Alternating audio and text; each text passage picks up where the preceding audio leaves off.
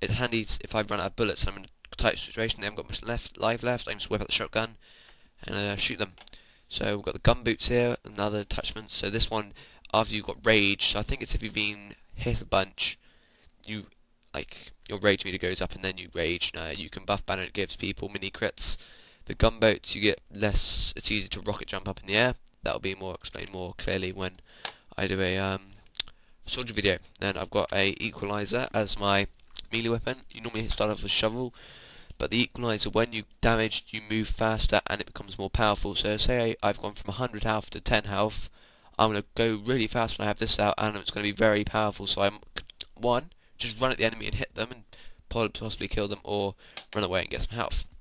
The pain train, that's I don't really see any useful reason to have that. I don't really see the 1% capture and wearer is really gonna benefit you that much, and the fact that you have more bullet damage vulnerable. So I like the equalizer because it's just probably the most useful weapon really. The pyro he's a flamer. He just goes around and flames people. Yeah, so it's basic flamethrower. There's two ways you can use it. It's got a flame with your normal left mouse button, and your right mouse button just pushes out sort of air, and you can use that to deflect rockets from the soldier, pipe bombs from the demo man, which we'll cover in a second, or put out people who are on fire. And then this back burner, it does more damage from the flame. It does criticals from behind, so that means it's like a critical hit. But it's got none of that compression burst, which I just talked about of the air. Oh, I keep doing that.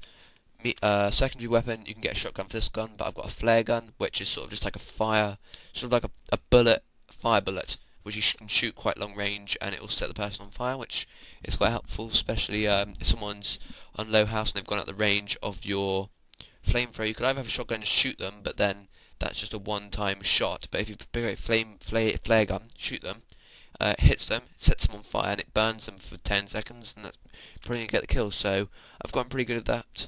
Here I've got a, just going to show off that, to be honest. Got a hat, which is pretty good.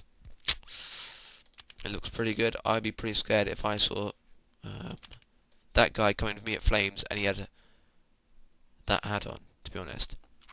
Melee weapon, I've got the fire axe. Don't really use my melee weapon that much with my pyro thing, but when they're burning, it does a critical hit, so a lot of people will burn you, pull out their axe, and then just hit you, and you're dead. But apart from that, there's no real benefit of that, as you can. So sometimes I just use a normal axe. If we just go back, and the demo man.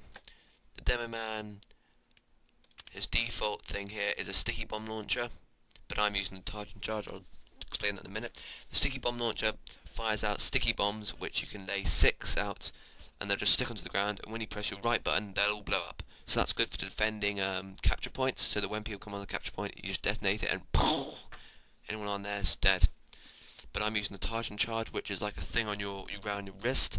It's not actually really a weapon, but what happens is you're resistant to fire damage, and you're resistant to flames, and when you right click, you charge forwards really fast, and in combination with this melee weapon, which I'll talk about in a minute, you can really do some damage.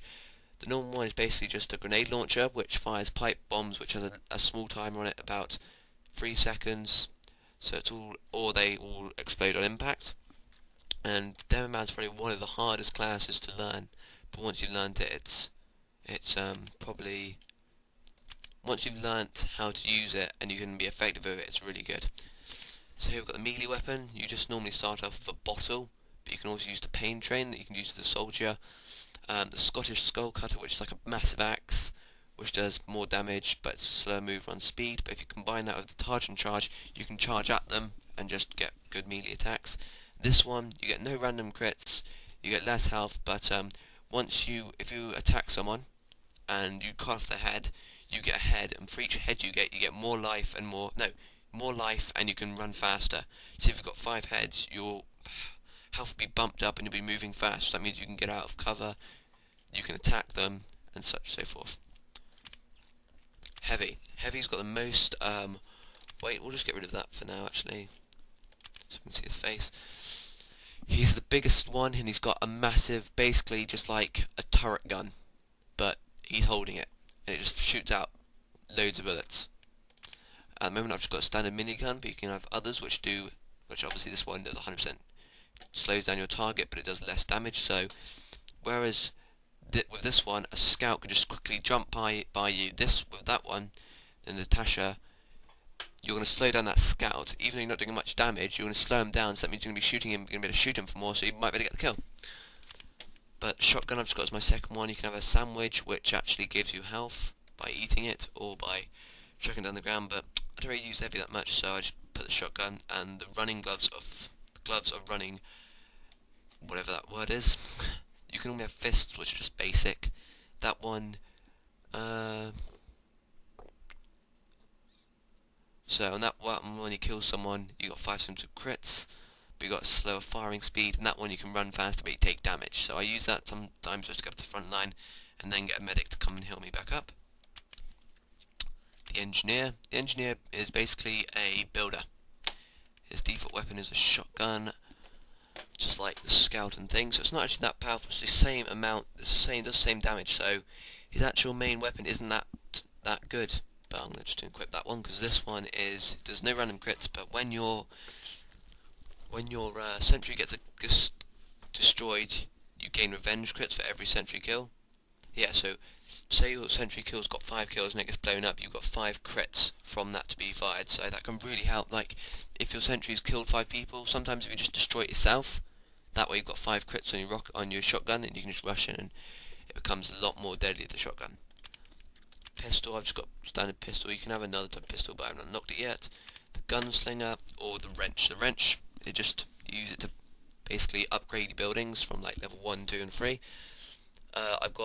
This gives me extra health, and it means I can drop down mini sentries which build faster, which is just easier I'm much more of a I'm not really a defensive engineer, which they're made to be. I like to be up at the front line, just quickly place a sentry, forget about it, pull up my shotgun and like work with my sentry instead of just camping behind it. So the key thing about these guys are, I'm just going to put this hat on. The key thing about the engineer is that he lays down sentries, teleporters, and dispensers. The sentries can be leveled up from a level 1, or if you don't have the gunslinger on, you can. And a level 1 just has one little small gun turret. A level 2 upgrades it to a better gun turret, and level 3 upgrades it so it's got rocket launchers on it as well. Same with the dispenser. They all look the same, the dispenser, but it just, when it's on level 3, it gives more ammo and health more quickly. And the teleporter, you have an entrance and an exit which you have to build, and that can be leveled up to level 3, and it looks the same. But level 3 means that once teleporting someone, it has to recharge or recharge fast so the next person can get teleported. So the main point of the engineer is to help teleport people to the front line, and then to put a sentry down really, so that people can come behind lines and go to their dispenser and gain ammo and health, and knowing the fact that if anyone tries to come up, the sentry gun's going to get them. And you can also use the sentry gun to defend points and intelligence. Medics are a very key. You're probably not going to win if you don't have a medic on your team, or unless your team's very well organised. His main gun is a syringe gun, or you can have the Blutsauger, Blutsauger. I think there's another gun you can have now, but I don't have it. And non-hit, you get more health each time you hit the person, but you drain your health. His main gun is a medic gun or a crit screak. A medic gun, once it's charged up to, when you're healing people, it will charge itself, and when it's up to 100% and you activate it, will make you and your healer invulnerable for, I'm not entirely sure how long it is, but until it's run out. And with the crit screak, it just gives you charge rate is increased, and you and your healer crits from their gun. So if you've got a heavy, it's just going to shoot out critical bullets which are going to kill people super fast. And their melee weapon is a bone saw or an uber saw or a vita saw. I'm using this one at the moment because on death I get some more uber charge when I kill someone, but I do get a bit less health. But I think the 20% of my getting extra uber charge for each melee attack is more beneficial than losing health. And here we come to the sniper. Main weapons are sniper rifle or vintage hunts bow. The thing about the sniper rifle, which is different to other games, is when you scoped in, you won't actually have 100% damage bullets. You have to wait until it charges up, and then even if you hit them on the body, you might not get them. So you want to be aiming for the headshot, which is going to be a critical hit, which is going to definitely kill them, unless they're being healed by a medic. The vintage hunt bow is definitely a much more of a run and gun type of thing, and you can either charge it up, so it's like by pulling back the bow, or you can just quickly fire it off, and it's definitely harder to use. Here is a jar of wee basically, and it can, when enemies are covered with it, they'll take mini crits, which are kind of like crits but sort of not as critical, sort of half crits, and it also puts out fires, so if your teammates are on fires. These two basically just make it so that if someone stabs you in the back, it will just it won't kill you, it will just block the stab, but then it will take it away, so if they stab you again it will kill you. So that's why when you're sniping, as spies like to come up and stab you in the back, they'll stab this and it'll come off and it'll be like, woo, and they'll be like, oh, turn around, pull out your bigger knife and be like, I'm gonna have ya. Or instead of this, you can have an SMG, so that once you've hit someone, if they rush towards you, you can just pull out your SMG and fire a couple of shots into them.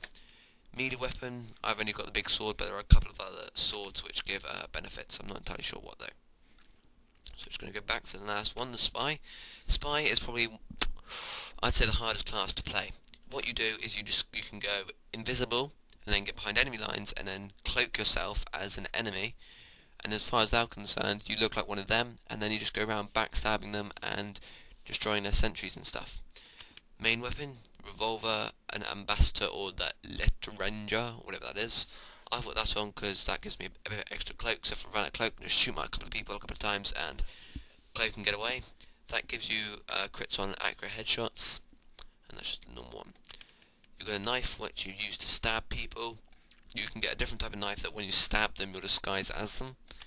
And here I've just got a standard invisible watch. You've got cloak and dagger, which means if you stay still you'll regenerate your cloak, but as you're moving your cloak will go down, and then if it gets to 0 you'll just like not be invisible. This means that when, I never really understand how this works, but it makes it so that I think as you're about to die, if you cloak, it makes it look like you've just died, but once you uncloak from this, it makes a really loud noise so people can tell that you're using a dead ringer. And then just the invisible, and then there's two other things, which is the disguiser, which you choose which player from the enemy team to disguise as, and a sapper which you go and put on engineers' buildings, which will eventually destroy them unless they knock it off. And that's basically those classes. I'll come out with videos in the future of describing each one more in detail as I play them. So thanks for watching guys, and oh, don't forget to above this video there'll be a subscribe button. Subscribe to that so that you have all my new TF2 videos on your YouTube homepage waiting for you to watch. Thank you guys, please like and comment on the video, and I'll see you next time. Bye.